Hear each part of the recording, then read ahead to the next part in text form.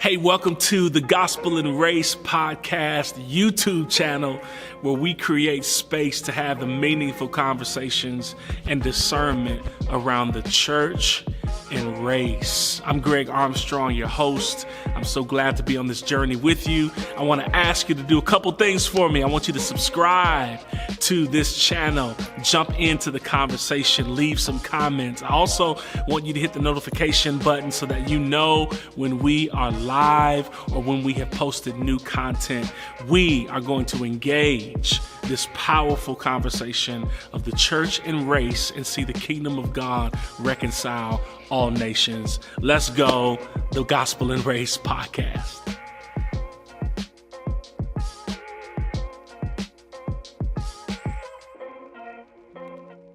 Yo fam, Gospel and Race podcast. It's your boy, Greg Armstrong, and I'm rocking solo today. You know what I'm saying? I had to throw the headphones on and the whole 9 yards because I'm solo dolo, but it's all good. Man, I'm gonna tell you something, family. The Gospel and Race family, mad love to every one of you all. We're really creating a little family here. We're really creating spaces for multi-ethnic engagement. And we got testimonies. And it's crazy. It's crazy, right? Because we kicked off this podcast so that we can have a voice to help leaders and others navigate the complexities of multi-ethnic ministry or leadership. That's why we did it. And I found myself having lunch all the time, talking through lots of strategy, complexities, issues, wins and losses with leaders who desire to lean into this space. And we just said, hey man, why don't we launch something where not where I can just share my views and where I stand and some things that I hold dear to me, but also can bring in brilliant voices that can help us all navigate the ever-changing complexities of race, the church, multi-ethnic, because the reality is this is what I've realized, is that racism still exists in the church. The church needs proper platforms to talk about race. I believe that God has a multi-ethnic vision for his church and this world. I believe that God is raising up voices and leaders who are going to help bring unity and unite and all that kind of stuff. So anyways, that's why we did this podcast. And we got testimonies. We got testimonies of folks who inherited multi-ethnic churches. We have folks who feel called to lean into leadership in the multi-ethnic space, white pastors, black pastors, Hispanic, all kinds of folks. So we in it now, fam, we in it. And so I just want to say thank you. And I appreciate all of you all for the support and the love of checking out the podcast on every platform. And I want to give it up just really quick for all the amazing guests that we've had so far on the Gospel and Race podcast, man. I mean, some brilliant voices.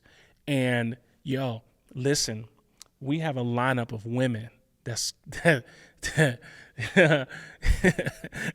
felt like DJ Khaled right there. Yeah. But listen, we got a lineup of women coming on the podcast that's about to be crazy. Women leaders, women pastors, women theologians. It's about to be crazy. That's going to help us deal with the complexities of race and injustice in the church, as well as the complexities of women in ministry, women in the church space, all that kind of good stuff. So anyways, welcome. So a couple things, family, before I share a couple thoughts, a couple things I want you to hear. One, Imago Leaders Network. I'm so excited. Listen, the Imago Leaders Network is a relational network of like-minded multi-ethnic leaders. And we're just going to build this thing together and create a family where we can sort out these complexities in more of a intimate space, a leadership space, different conversations This is off podcast stuff. All right. So imagoleaders.com. You can sign up there if you are a pastor or leader, a man or woman who wants to be a part of this Imago Leaders Network. I'm super hyped about it. I want you to sign up there and be a part of what God's doing in Imago Leaders. And then also, we're going to talk about it in a moment. You can download my free ebook, 4 Levels of Multiethnic Connection. And that's what I want to talk about today, because I think it's vital for every leader to find themselves in one of these spaces. All right, so we're going to jump into that in a second, but let me go here. I wrote this ebook called The 4 Levels of Multiethnic Connection for Leaders for a few reasons. One is I found myself in many conversations about, like, how do we do this well? How do we lead a multi-ethnic congregation? How do we lead a multi-ethnic staff? How do I better myself as a diversity, equity, and inclusion officer at my corporate gig, or whatever the case may be? And so having these conversations with various folks, I felt like there were some pathways to immerse ourselves into this, what I want to call God's multi-ethnic vision for the church. And when I say the church, I mean the church, the local congregation, but then also the church that is housed and planted all throughout, if we want to say, secular society, right? So the 4 levels of multi-ethnic connection, which, by the way, again, I want to say, you can download it for free at gregarmstrong.org. You can download my free ebook, The 4 Levels of Multi-Ethnic Connection. You can download it for free. So I wrote it so that we can actually see the various streams by which God perhaps would use us to enter into this multi-ethnic life, this multi-ethnic world, right? Why is it important though, fam? Like, why do I even care? Well, for me, man, I didn't just drum this up. Like, I didn't just come up with this idea of leaning into multi-ethnic leadership. It actually happened to me. Like, it, you know what I'm saying? Like God is funny in that, your life shapes and forms you for your future. And so for me, many of y'all know some of my testimony, but just really quickly, man, I grew up in a traditional Black home, beautiful home, family, and have been a part of the church all my life. My grandfather was a pastor for many years on the west side of Chicago, and we're missionary Baptists, you understand? So we are very much traditional Black church in the inner city of Chicago. However, my parents sent myself and my siblings to private Christian school, which was predominantly Dutch, white, Christian reformed. And so my worlds, I had multiple worlds growing up. I had this world at school where it was mainly white. However, there was sprinkles of diversity there, where some of my friends were Filipino and Indian and Hispanic, Black, etc., but majority white. And then my other context growing up in Maywood and being at my grandfather's church on the west side was a completely Black-centered experience. And so it was just the norm for me. It was just what I do, man. It's just, I sing, what's my man's name? You would sing something like, some white Christian group during chapel during the week. And then on Sundays, we having church, man. I'm on the beat 3. I'm on the drums. So I just got this wild experience of an upbringing that I didn't ask for, but, circumstantially, it just became the reality that my life became multi-ethnic very early. Multi-ethnic in perspective, in that having proximity to other cultures was something that I, at the time, didn't value and didn't know that I would ever need to have proximity to other cultures. So I didn't grow up primarily in the black experience. I grew up steeped in the black experience. But then because of my schooling, I was exposed to these other cultures and ethnicities and backgrounds. And I didn't want it. Like I didn't want to do that. I want to be, as a kid, I want to be with my people. I want to go to the local school. I want to play ball with my local folks. And I love black people, just like I do now, but my experience exposed me to a little bit more, in that God knew that later on that proximity would actually be sort of a propeller, in a sense, for what he would call me to do. So for those of y'all who are new to me or new to my story, that's where I come from. And it's super simple. Like I didn't go to school to be trained in a passion for multi-ethnic or have a degree in that field or whatever the case may be, in diversity or inclusion. I just lived it. And now I feel like the church needs to lean into the reality of its prejudices, of its polarizations, of its issues that God ultimately wants to see us solve by his Spirit. And I don't know. For some of us, it's our calling. And I feel like for me, it's my calling. It's my calling to unite nations. It's my calling to build tables of multi-ethnic presence. I feel like it's my calling to make sure that we understand what God would do and can do through the uniqueness of all people, every nation, every tribe, every tongue. It's also my calling to deal with the injustices of our culture that marginalizes persons of color, specifically here in the U.S. and others. And so the church can't talk kumbaya and diversity and multi-ethnic without dealing with the atrocities of racism and injustice. And that's facts. That's facts. And so I'm looking for some folks to lean in with me.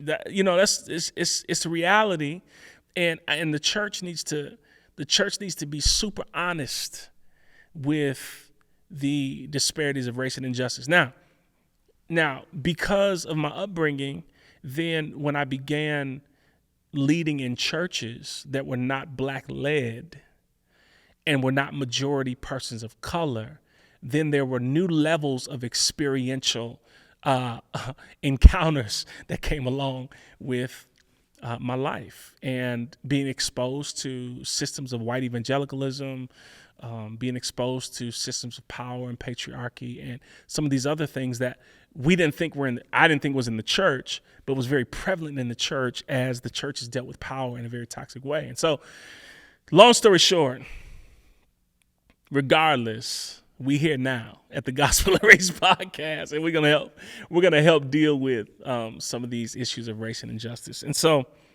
4 levels of multi-ethnic connection. I actually kick off the ebook, referencing Revelation 7:9, which is what many of us use to validate God's multi-ethnic vision for the church. And here's what the writer said.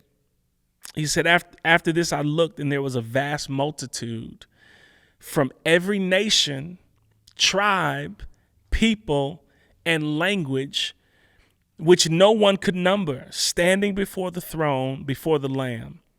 They were clothed in white robes with palm branches in their hands. And so this picture that John sees of every nation, tribe, tongue, and language together is what I discern God's picture of his people continuously is. In other words, let's use church as an example. Like, I know every church is not going to be multi-ethnic, but I believe after we deal with these 4 levels of multi-ethnic connection, that you need to find yourself in one of them. We all need to be connected interculturally to some degree, in my opinion, to advance God's mission in the world. Because if we don't, it's going to further ensconce polarization, division. And if we play into culture, then the church is going to look just as desperate and sick as the world as it relates to the lack of unity. So, all right, the 4 levels of multi-ethnic connection. Again, quick plug. You can download the 4 levels of multi-ethnic connection free. Check it out. I got it right up here on my phone. Free. It's a free download ebook at gregarmstrong.org. And I want y'all to check it out. So here's the first level. The first level is, if you desire to have multi-ethnic organizations or lead multi-ethnic organizations, whatever the case may be, you have to have a multi-ethnic life. Did you hear me, fam? You got to have a multi-ethnic life. What we don't lack people that desire to have like multi-ethnic organizations or churches or whatever the case may be. I meet people all the time that say, man, I want my church to be diverse. We want to build more diversity. I see this mainly with my white pastor friends who say, hey, Greg, can you help me? My church is just too white. And, or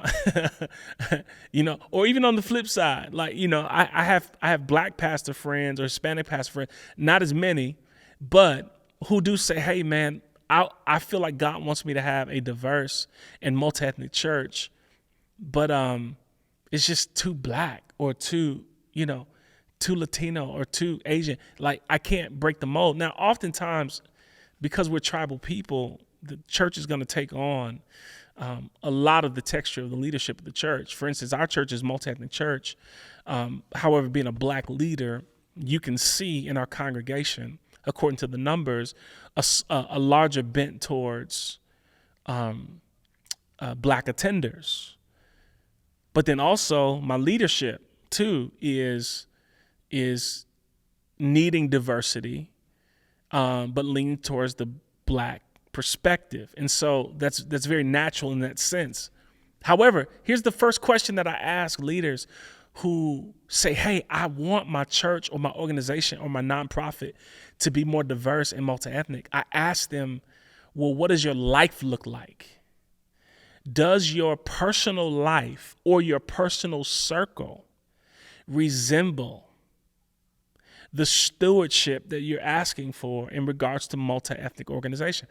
And why is it important? Because we don't have any more room for strategies around diversifying organizations. Diversity, multi-ethnic engagement needs to be so organic. It needs to be a lived out, presence-based practicum. Multi-ethnic leadership and ministry has to come from a place of true proximity, understanding, conversation, words, awareness, openness to culture, discerning. Why am I saying all this? I'm saying all this because a person that desires to lead a multi-ethnic organization needs to first lead or be in proximity to a multi-ethnic circle, a life. What do your friends look like? I had a guy I went to lunch with a few months ago, really great guy. And honestly, we went to lunch to talk about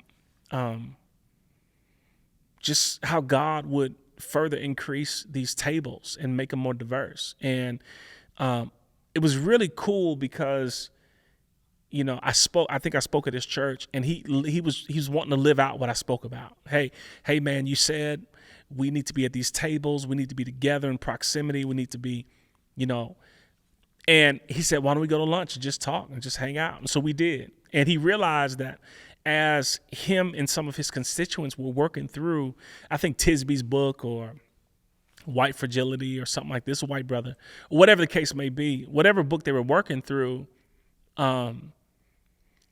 one of the guys said, hey, man, we probably need the perspective of a person of color to come help us kind of sort these things out. So it was his group, his constituents were all white dudes. And everybody agreed, like, yeah, we need to we need to get, a person of color in here to help us sort these things out. And the crazy thing was nobody could pick up the phone and call a person of color. That's what he told me. He said nobody had a friend. No, and I'm laughing just because it's all too common. Nobody had a friend, like somebody they knew, not just, dude from work or whatever. Nobody had a constituent to say, hey, would you come and help us sort these things out? And that was so alarming to me because the reality is we are so segregated just naturally in our lives, our neighborhoods, that many people who desire a multi-ethnic engagement, they don't have a multi-ethnic life. They can't pick up the phone and call an Asian brother or sister or Hispanic brother or sister or Indian brother or sister and be able to sort out the complexity. So what do we do when tragedy comes to like our country? Like who do we, when Asian hate is a real thing, like how do we go and get real on the ground perspective and discernment from the Asian community if we don't have anyone in proximity to us that can help us discern those things? And when we don't have anyone in proximity to us to help us discern these things, then we make assumptions based off of a very limited lens.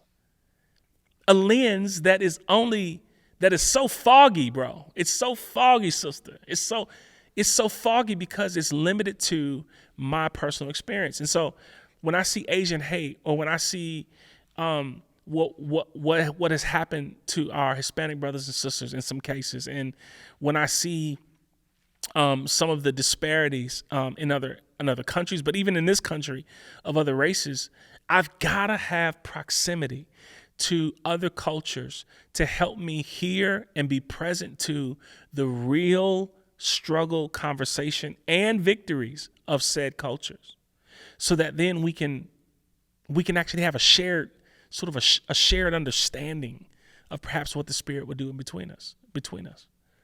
And so a multi-ethnic life is something that I challenge pastors or leaders to figure out quickly. Now, I don't mean just finding your Latino friend, for diversity's sake. And I don't mean checking off a box, family. I don't mean, y'all know the old joke, man. I got a black friend, Jerome at work. It's and I'm not making light of those relationships. I'm saying the work of a multi-ethnic leader comes with, how do I want to say this? It comes with the grind of intentionally stewarding multi-ethnic relationships. So that's the first question I ask leaders who say, hey, man, I want my church to be diverse. Then my next question is, well, how does your life look?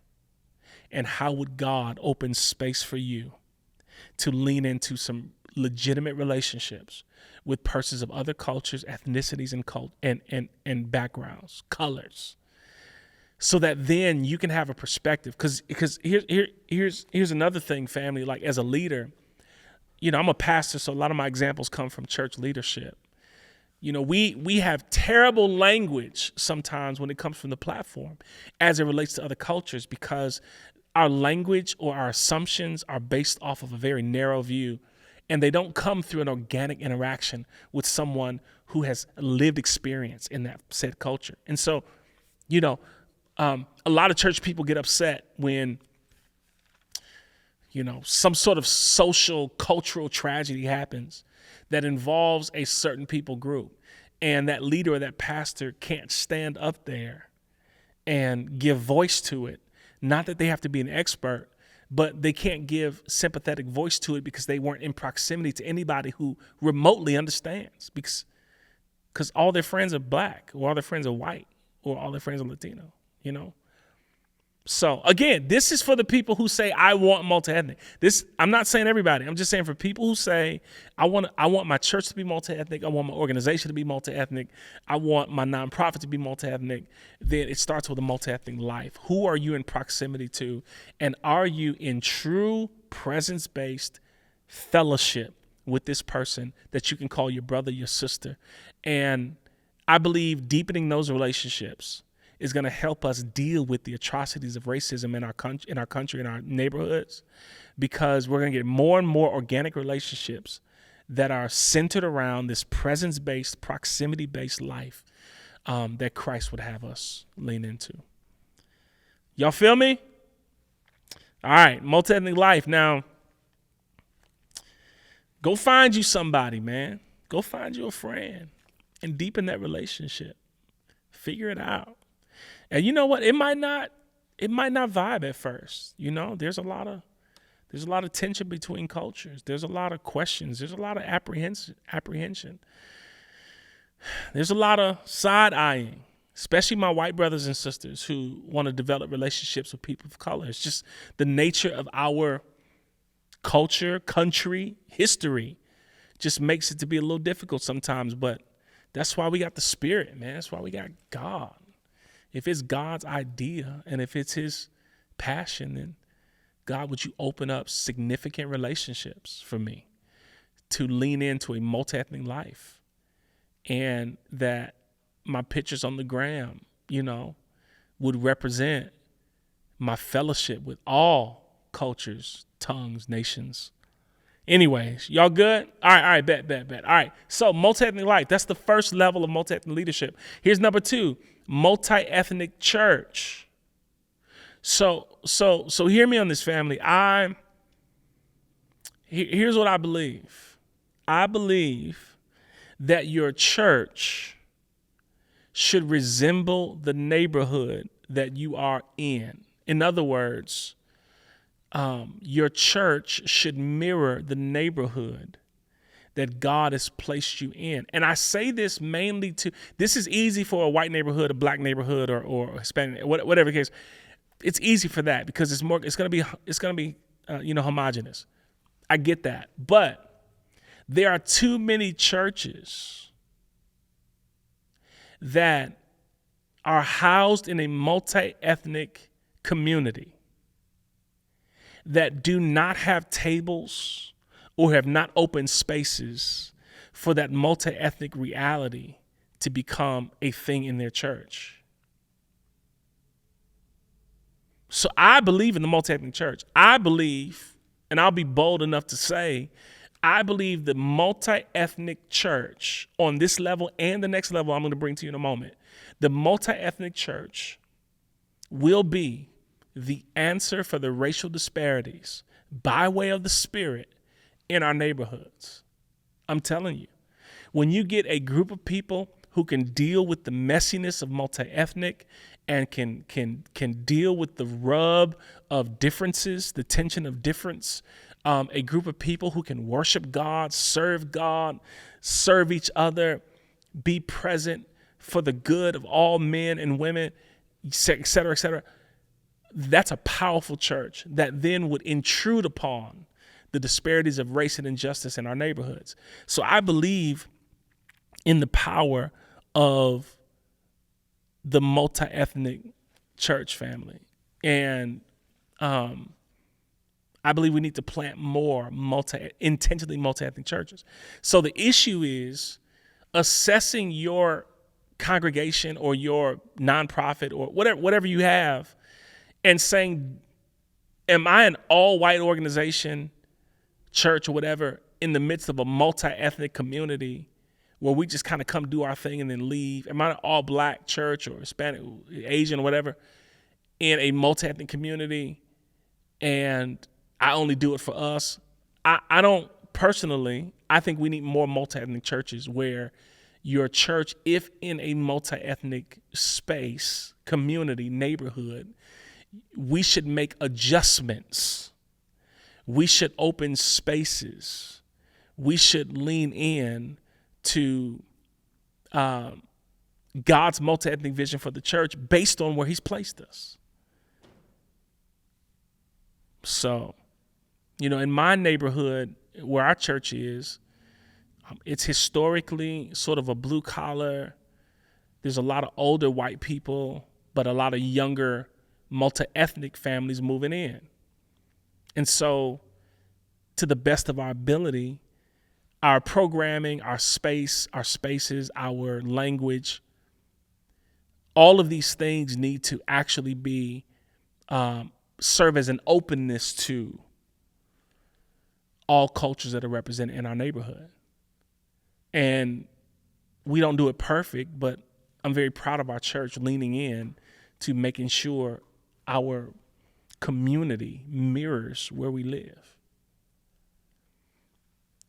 Anyways, so I can talk about this all day, so I'm trying not to I don't want this to be crazy long pod, but it's just something that I love leaning into.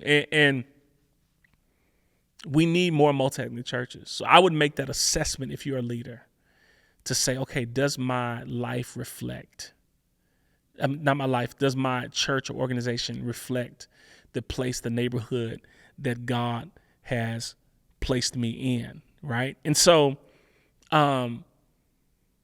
here's my next level, because some of you are going to say, well, gee, I live in a black neighborhood. I live in a white neighborhood. I live in a very homogenous neighborhood. Well, great. Well, preach the gospel and serve the church in that neighborhood. And it's going to be an all white church. There's some neighborhoods in Chicago, you're not going to find black people at that church. Or there's some neighborhoods in Chicago, in the suburbs and in the city, where you're not going to find white people at a church. And I believe many folks are called to a people group. For instance, like in the justice related field, like in terms of the gospel, my home church is multi-ethnic in that there is no limit on who can be a part of that organization. However, it is rooted in the black church experience, the historic black church experience. So our worship, this is my home church, like our worship, our liturgy, our messages, our sermons are geared towards the betterment of black people in the midst of a polarizing culture. And for other cultures who want to come in and be a part of that and actually get eyes into what God may be doing through the black church, then come on in. There's a multi-ethnic texture there. However, primarily, the church is majority African American. And that's beautiful. But here's the thing. Here's my next level of multi-ethnic engagement is multi-ethnic network of churches. So if you lead in an all-white church, because some of y'all, your church going to be white. It's just going to be that. The music is white. The preaching is white. When I say white, I mean culturally. Y'all know what I'm talking about. It's just going to be that. You're going to have an acoustic guitar. You're going to, it's going to be, it's going to have a certain vibe. Where I come from, my church, my home church, we're fine at the B3 we have in church. And pastor could wear a robe or some shorts. It don't matter. You know what I mean? Like, it's just a different vibe. And so if you pastor or lead an organization or a church that is homogenous, then the next level of multi-ethnic engagement is multi-ethnic networks of churches, which means that you need to be in relationship with other churches that don't look like you. Now, I will say my pastor, Pastor Joe Mitchell of the New Hope Missionary Baptist Church in DeKalb, Illinois. I mean, we're a black church up there. However, I was exposed to so many other churches that did not look like New Hope. Lutheran churches, Presbyterian churches, evangelical free church, and these other churches were mainly white organizations or other. And so while your church may be called to a certain people group, color, or culture, I believe that if your church is not what we call multi-ethnic in terms of the percentage of the church is dedicated to a certain culture, yada, yada, yada, then you need to be in relationship with other churches so that you can have shared proximity between other congregations or organizations that don't look like you. So I can't just be a white church and I just hang out with white churches. I need to be a white church that has relationship with other churches or organizations or congregations that look nothing like me. Why is this important? It's important because now we are in proximity to shared experience. This is what life looks like for you. And I'm not talking about just missions and philanthropy and, in many cases, these relationships end up being sort of a white savior complex in that regard. I'm not saying come in and save the day. I'm saying come in and be present with, be in proximity with, bring your congregation to, or invite another congregation in, to live out gospel mission together as churches that are homogenous, but they're not homogenous in the grand scheme of things. They are very much multi-ethnic in that my church is homogenous. It's all white, all black, all Asian, all Indian. But my relationships are multi-ethnic. I can call so-and-so Baptist church in the inner city of Chicago